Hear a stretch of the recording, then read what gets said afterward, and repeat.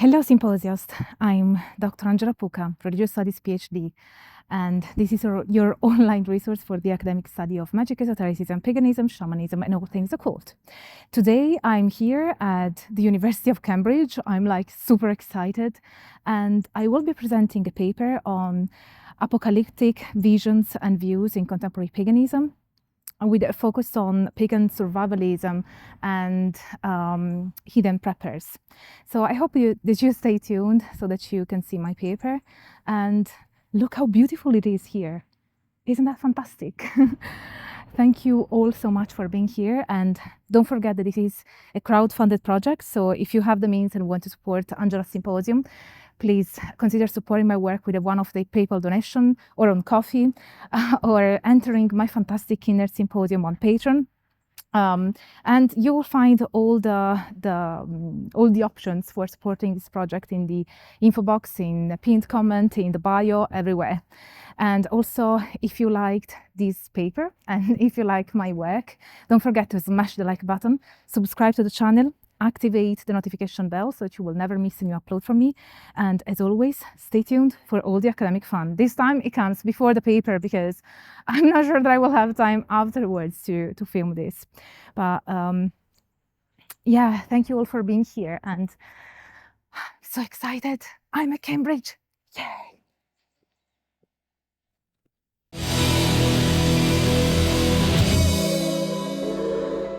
So first of all, thank you all so much for being here. I'm Dr. Angela Puca, and I'm very pleased to be presenting my paper here at the University of Cambridge for the BISR conference. I'm a religious studies PhD, and I also have an online project of delivering academic knowledge on paganism, witchcraft, esotericism to a wider public, in case you're interested of checking it out. It's called Angela's Symposium. And my paper is on pagan apocalyptic narratives, and with a special focus on pagan survivalism and heathen preppers. And I thank Andrew Reidenmeyer, who was my research assistant in preparing this paper. So this is a survey that I conducted in August 2023. So I will keep referring to the survey throughout my paper, so that you know that the data was analyzed on 200 responses, but I got more as time went on, but I had to decide when to stop collecting the data and start analyzing it. So as you can see, the significance of themes in the apocalypse for pagans is not that much at all. So in fact, it is a minority, but at the same time, it is still interesting, I would say, to look at the narratives around that and what they can tell us about paganism more generally. So the dawn of the 21st century has been overshadowed by increasing apprehensions surrounding global environmental changes. And the apocalyptic lens through which these issues are viewed has intensified as nations grapple with the consequences of escalating climate change, a global pandemic, and the deterioration of ecosystems.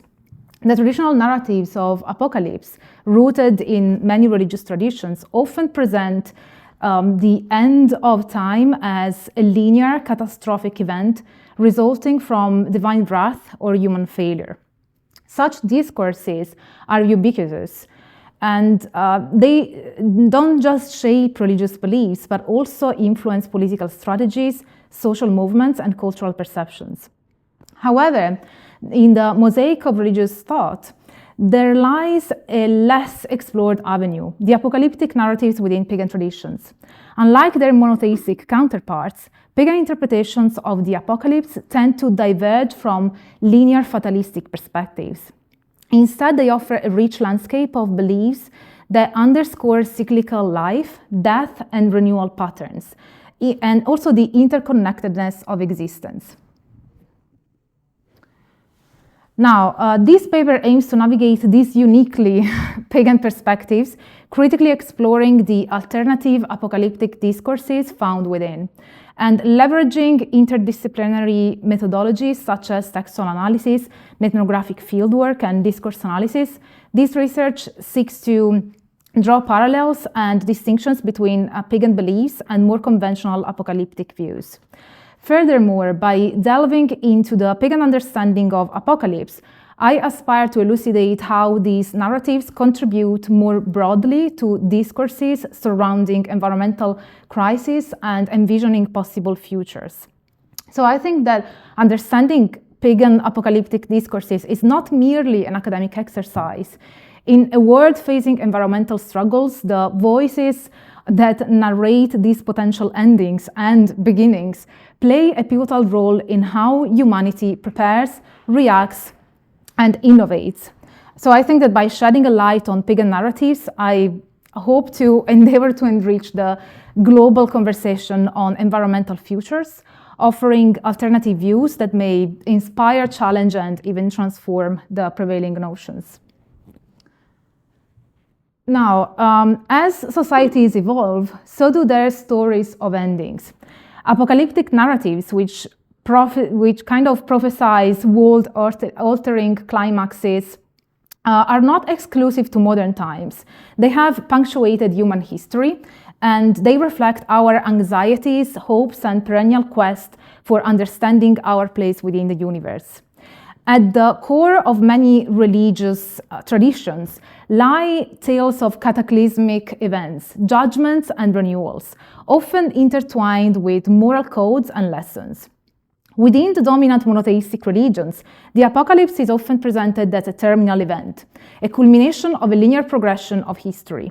These narratives typically encompass divine retribution, judgments, and in some cases, the promise of a renewed world for the chosen or righteous.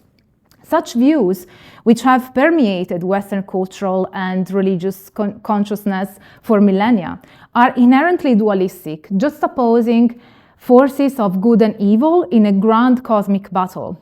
Yet paganism offers a departure from this linearity. The pagan worldview, diverse and rooted in the rhythms of nature, is often imbued with cycles rather than straight paths. Here, endings are but preludes to beginnings, and destruction is a necessary precursor to creation. Such beliefs, anchored in the observation of natural phenomena, like the changing seasons or lunar phases, offer a distinctly different lens to view the concept of the apocalypse. So you will see various charts and graphs from the survey. So this is a confirmation, as I said, that most of the respondents see the apocalypse as something cyclical. So how do pagans envision the apocalypse? So there are a few elements that emerged from the survey, certain core themes that I will now cover. First of all, spiritual transformation. Many respondents to the survey view the apocalypse as a spiritual event leading to either unification with divine powers or an awakening of spiritual energy. This is often related to ideas about personal transformation and growth. The second theme is cyclical nature of apocalypse. A substantial number of respondents allude to the cyclical nature of apocalyptic or transformative events. This could be in a cosmic sense, a social sense, or tied to individual spiritual development. The third is moral and social decay. This kind of surprised me. But there's a recurring notion that moral or social degradation will lead to an apocalyptic event. Some respondents view humanity as being on a path of increasing depravity that could end in destruction. Then we have diverse cultural and religious interpretations, because really many respondents discuss apocalypse in the context of their own traditions. So of course, there is variations. And some have an approach that is more linked to Norse mythology, others more linked to Eastern philosophies. Each tradition seems to have its own interpretation of what the apocalypse looks like and what it is. Then we have environmental concerns. Several responses make a direct connection between current environmental crisis and apocalyptic outcomes, suggesting that the degradation of the natural world could lead to a catastrophic event. Then there's the personal experience and individual interpretation, because some respondents view apocalypse on a personal and individual scale, so not as this grand event that is gonna affect everybody. So it is more focused on the idea that the apocalypse can be an internal journey of, or even an internal state of realization. Then we have the uncertainty and the multiple possibilities, because many respondents note that the exact form an apocalypse might take is unknown and open to interpretation. So they offer various possibilities, ranging from natural disasters to spiritual revelations to the effects of war. So many things were brought up. So these themes collectively illustrate the diversity of perspectives on the concept of apocalypse, drawing from a wide array of cultural, spiritual, and personal beliefs. Now, let's talk about pagan survivalists and heathen preppers. So within the pagan community, there is a subset of individuals known as pagan survivalists or heathen preppers, but also pagan preppers, who engage in the so-called doomsday prepping. These individuals believe in the possibility of a catastrophic event or societal collapse and take proactive measures to ensure their survival. So I will now explore this phenomenon. So pagan, as I said, this is a sort of a subset within paganism. So it is really a minority, but still interesting to look at. And it is present within the broader pagan community. And they emphasize the preparedness for various forms of societal and natural catastrophe. And while this is not universally accepted or practiced across the pagan community, pagan survivalists focus on self-sufficiency, traditional skills, and often espouse a form of spirituality that emphasizes the earth and nature as central elements for survival and ethical living. And like other forms of survivalism, pagan survivalism may include preparing for scenarios like economic collapse, societal upheaval, or natural disasters. The distinctiveness lies in its integration of pagan beliefs and practices, basically, such as rituals or nature-based spirituality into this preparation for the doomsday prep. As for the heathen prepper, this is a term that can refer to individuals who identify with heathenry, a modern pagan religious movement that is inspired by beliefs and practices of pre-Christian peoples in Northern Europe. And these individuals combine a heathen spiritual outlook with a prepper orientation, preparing for various types of societal or natural crises. And their preparations might include stockpiling foods, learning ancient crafts, practicing traditional combat skills, or other activities aimed at self-sufficiency and survival. Heathen preppers may have a particular focus on ancestral traditions, valorizing the skills, wisdom, and resilience of past generations and seeking to apply them to potential future scenarios. Their preparations are often imbued with spiritual or religious significance, seen not just as practical measures, but as forms of spiritual discipline and even devotion. So it should be noted that both pagan survivalism and heathen prepper orientations are diverse, really, and can vary widely in their beliefs, practices, and motivations. Some may emphasize the environmental sustainability and harmony with nature, while others may focus more on self-defense and autonomy. Now let's look at the historical and mythological perspectives. To understand the origins of pagan survivalism, it is important to examine the historical and mythological perspectives that shape pagan beliefs about apocalyptic events. In ancient Greek mythology, the Titan Prometheus stole fire from the gods and gifted it to humans. This act of defiance against divine authority and the subsequent punishment by the gods can be seen as a precursor to the idea of challenging established systems and preparing for survival in the face of adversity. Furthermore, indigenous cultures from the Pacific Northwest have their own narratives of fire being stolen and gifted to humans. And these mythological stories highlight the significance of fire as a symbol of survival and resilience, which is very much used by pagan preppers, by the way. And most of them, at least the respondents of my survey, I should mention, are from the US. That's why I'm mentioning indigenous cultures from there. In Western religions, fire is often associated with destruction and apocalypse, shaping modern perspectives on fire management. However, in paganism, fire can be seen as a tool for transformation and renewal, which may influence the beliefs and practices of pagan survivalists.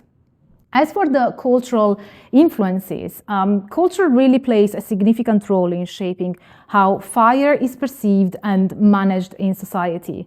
And the increasing risk of catastrophic wildfire has led to a shift in the attention towards this indigenous fire management as an alternative to the common fire suppression paradigm. And these types of practices that are rooted in indigenous knowledge and traditions emphasize the importance of controlled burns and sustainable fire management techniques. Pagan survivalists may draw inspiration from these indigenous practices, which they sometimes actually openly mention, recognizing the value of traditional ecological knowledge and the need to develop skills for self-sufficiency in the face of environmental challenges by incorporating elements of these indigenous practice into their survivalist strategies. So pagan preppers really try to create a more sustainable and resilient future in their view. Now, let's look at also the motivations and beliefs. The motivations behind pagan survivalism can vary among individuals, but there are some common themes that emerge. One such theme is a deep connection to nature and a desire to live in harmony with the earth. Paganism often emphasizes the sacredness of the natural world and the interdependence of all living beings. So for pagan survivalists, the connection to nature may drive their desire to prepare for potential disasters and protect the environment. Another motivation for pagan survivalists is a sense of self-reliance and empowerment. By acquiring survival skills, stockpiling resources, and forming community networks, they aim to regain a sense of control over our lives in this uncertain world. This self-reliance is often rooted in a rejection of mainstream consumer culture and a desire to live more sustainably. And as for the apocalyptic narratives in paganism, let me see, yes. And as for the apocalyptic narratives in paganism, they are not really unique to paganism. And not all pagans subscribe to apocalyptic beliefs. In fact, as I saw from the survey, the importance of apocalyptic beliefs is very, very low. It's not as important, really. It is a very minority within paganism. However, for those who do, apocalyptic narratives can serve as a source of spiritual meaning and guidance. So in paganism, apocalyptic narratives are often intertwined with concepts of cyclical time and the cycle of nature, as we saw. And the idea of an impending apocalypse can be seen as a metaphorical representation of the natural cycles of birth, death, and rebirth. Pagan survivalists may interpret apocalyptic events as opportunities for personal and collective transformation, aligning with the cyclical worldview of paganism. Pagan survivalism or pagan prepping is a phenomenon within pagan community that reflects a belief in the possibility of catastrophic events and a proactive approach to ensure survival. And as we said, it is rooted in certain historical and mythological aspects, but it has a strong empowering nature to it. So let's discuss that as well. One of the most compelling aspects of pagan apocalyptic narratives lies in their capacity to inspire change. It's not something that is meant to sort of drag you down. It's something that is meant to empower you and allow you to learn new skills. Far from evoking despair or fatalism, as some stories often instigate, like a sense of disempowerment, these stories and these views tend to inspire a sense of action and responsibility. And this is particularly evident in pagan survivalism and hidden prepper orientations. because they are rooted in the paganism's inherent reverence for the earth and nature. And hence, these groups see challenges like climate change as an opportunity to embrace self-sufficiency, reconnect with natural cycles, and prepare for any eventuality. So the notion of preparedness in these subcultures extends beyond mere survival. It embodies a spiritual duty to protect, restore, and harmonize with the environment. It therefore shifts the lens through which we view environmental challenges, seeing them not as insurmountable or as obstacles that we cannot overcome, but as opportunities for renewal and reconnection. Let's see the implications of pagan survivalism. So the intertwining of pagan apocalyptic narratives with environmental activism is particularly noteworthy because, as we mentioned, it is something that can really inspire change. It's not something that is meant to drag people down or inspire a sense of fatalism. It's not something that is meant to say this is going to happen and then you're doomed. The apocalyptic views within paganism are something that are meant to, one, inspire change so that pagans are able to live more sustainably and to live in connection with the earth and with the nature and the environment in a way that is not destructive towards the environment, and also to prepare in a way that allows you to still live in harmony with the natural environment, but that allows you to develop the skills necessary to live, thrive, and survive, even if the worst case scenario was to happen. Another thing that is quite interesting is that in pagan views of the apocalypse, you don't have a metaphysical. There are some traditions that tend to have a more metaphysical idea of the apocalypse, but even in those cases, contemporary pagans tend to interpret them in a more metaphorical way. The way pagans see the apocalypse is very material, is very rooted in what's actually happening around us and the potential consequences of what's going on and what we're moving forward. So this is another interesting aspect, I would argue, about paganism. So in conclusion, as the world teeters on the edge of environmental change, the narratives that we propagate about our past, present, and future are extraordinarily powerful. So pagan apocalyptic stories, enriched by the contributions of pagan survivalists and heathen preppers, provide a vital counterpoint to the often fatalistic dialogues dominating today. So I hope that this paper contributes to a wider understanding of how diverse religious traditions intersect with, inform, and inspire viable solutions to global challenges. Thank you.